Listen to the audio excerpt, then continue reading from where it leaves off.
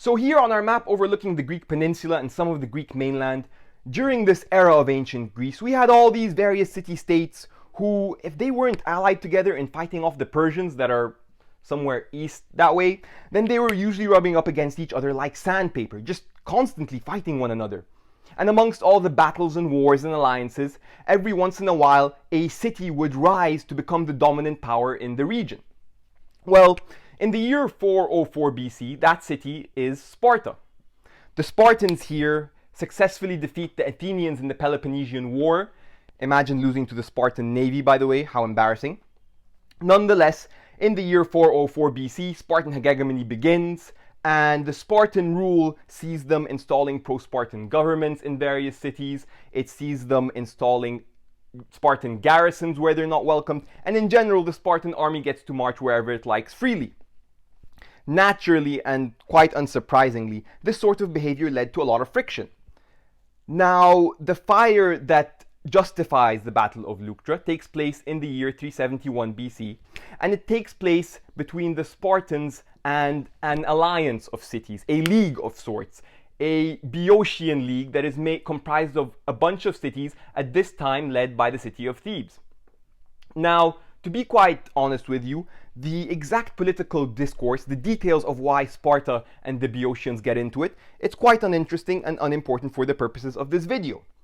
But what is interesting is that the Spartans get angry enough at the Thebans that they say, look, we're going to send one of our kings, one of our two kings, King Cleombrotus shown here, we're going to send him along with 10,000 of our men, 1,000 of our cavalry, and we're going to go out there and teach the Thebans a lesson. At the same time, this lesson in military might is also to set an example to all these other cities that are surely watching and to reassert Spartan authority over them. It's to remind everyone who's boss and why. Now, if you were a betting man during this time, let's say you're a Corinthian here with a gambling addiction, and you had a bit of money to spend, then the best advice that one could give you is to probably stop gambling. But the second best piece of advice would be to invest it all on the Spartans winning this battle that's about to take place. And honestly, you'd have a lot of well-justified reasons for putting all your silver and gold coins on them winning. The first reason, of course, is reputation. At this point in time, Spartan conduct and valor in battle have earned them fame as ferocious fighters. And then, of course, you had all the Greco-Persian wars. I mean, to this day, we still talk about the Spartans at Thermopylae. For God's sakes, we made a blockbuster movie about them, about this battle, thousands of years after it took place. So you can only imagine what it must have felt like in the year 371. The second reason that you would invest in this Spartan victory is that the Spartans are masters of utilizing fear on the battlefield. Many battles during this time would end because one side would break and run before contact had ever been made, and the Spartans understood this very well and paid attention to all the details that would have projected fear.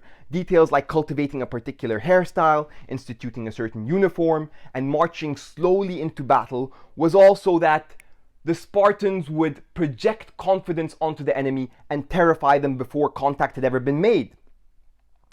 Now, the final reason that you'd bet on the Spartans is that they simply outnumbered the Thebans at this battle. The Spartans, as we said, have about 10,000 men and 1,000 infantry. This is compared to the Theban force, who at this battle will only have 6,000 men and 1,500 cavalry.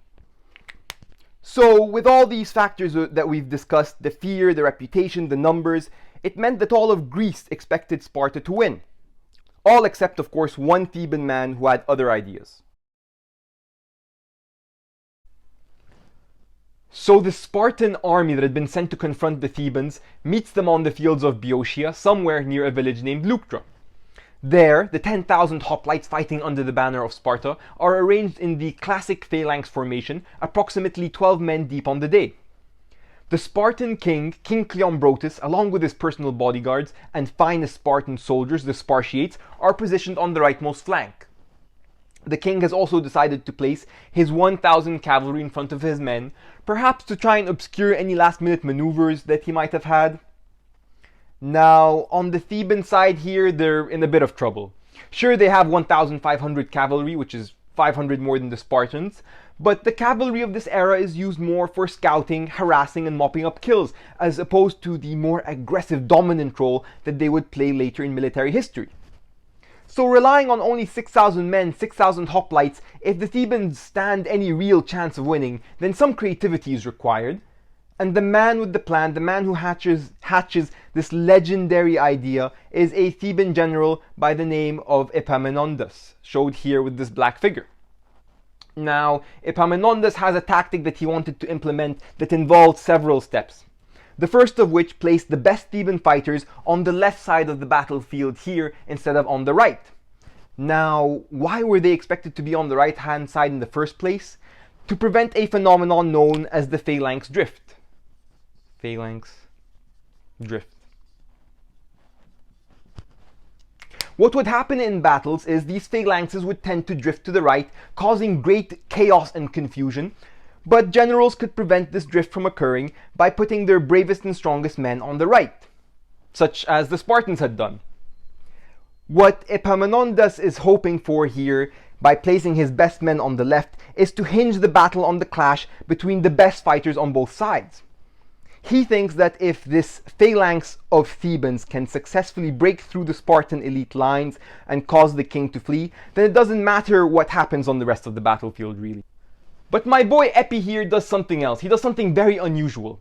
He then stacks this leftmost phalanx with additional ranks, drawing from the Theban allies, drawing from these Boeotian men, thinning out the rest of his lines, and creating a phalanx that ends up being 50 men deep.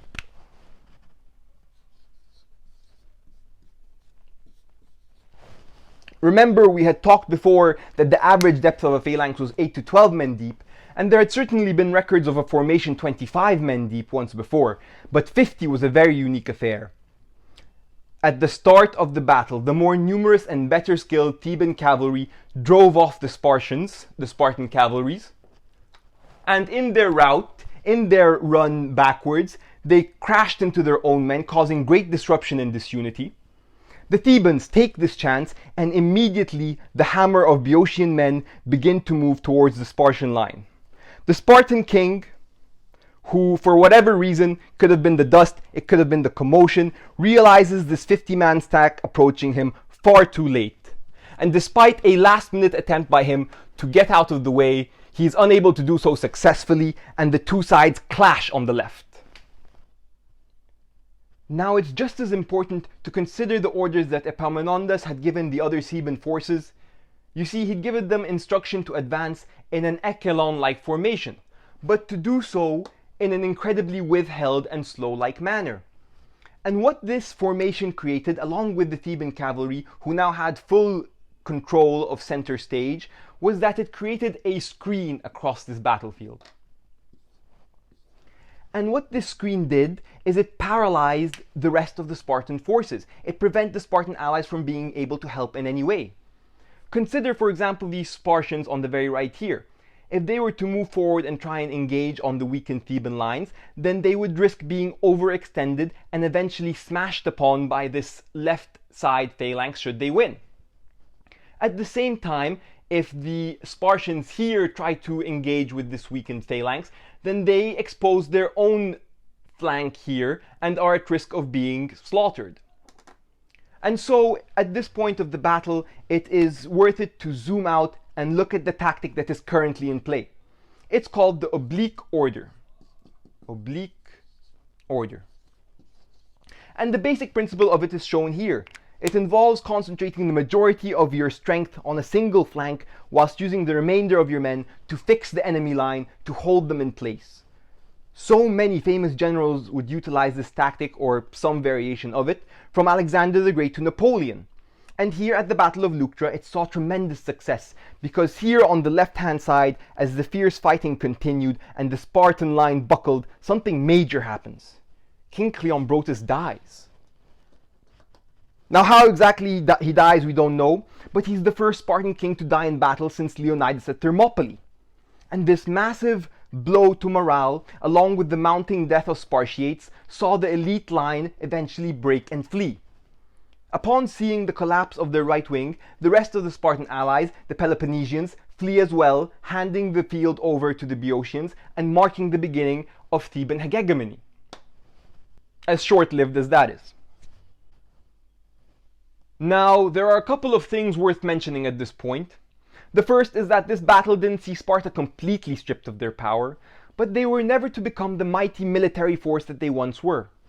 At the same time, this fall of Spartan domination was a bit of an inevitability, as they'd been dealing with all these internal domestic issues like declining birth rates, inequality of wealth, as well as all the headaches that came with managing a Greek hegemony. So it was quite the list of factors that led to Spartan downfall, and I like to think of the Battle of Leuctra like the straw that broke the camel's back. Now, another important detail worth discussing is why did this 50-man stack work so well? Why not, say, 20 or 30 ranks? And to understand why 50 was so effective, you have to understand how much hoplite warfare during this era was about nerves. As I said before, a lot of the battles during this time would end before the two sides ever made contact. And so this novel formation was ultimately about creating confidence amongst the Theban ranks and neutralizing the fear that they would have had when facing a Spartan army. And this is especially true when you consider that we talked about how well Spartan armies wielded fear, how well they used confidence as a weapon. The abnormal sight of 50 men lining up for battle no doubt gave these mentally and physically weaker Boeotian men the confidence to line up, stay in the solid formation of the phalanx, and brace for the heavy initial impact against this elite Spartan soldier. The final thing I want to discuss regarding this battle involves a Macedonian man who lived in Thebes during this time period. His name was Philip II, and whilst he made huge contributions to the evolution of Greek warfare, it was his son Alexander the Great who would go on to conquer most of Asia using a hammer and anvil tactic very similar to the one used here at Leuctra. There is no doubt that Philip II drew inspiration from this battle. And one of the most interesting adjustments that was made was that they replaced this 50-man phalanx with an elite equestrian force, the companion cavalry, a much more mobile and flexible delivery system for shock and awe. And that's the Battle of Leuctra. Thank you so much for watching. If you can like and subscribe, that would mean so much to me. And as always, if you could leave feedback, that always means a lot. I always like to read all the comments, the good and the bad. As long as it's constructive, I always appreciate it. Thank you so much for watching, and I'll see you all next video.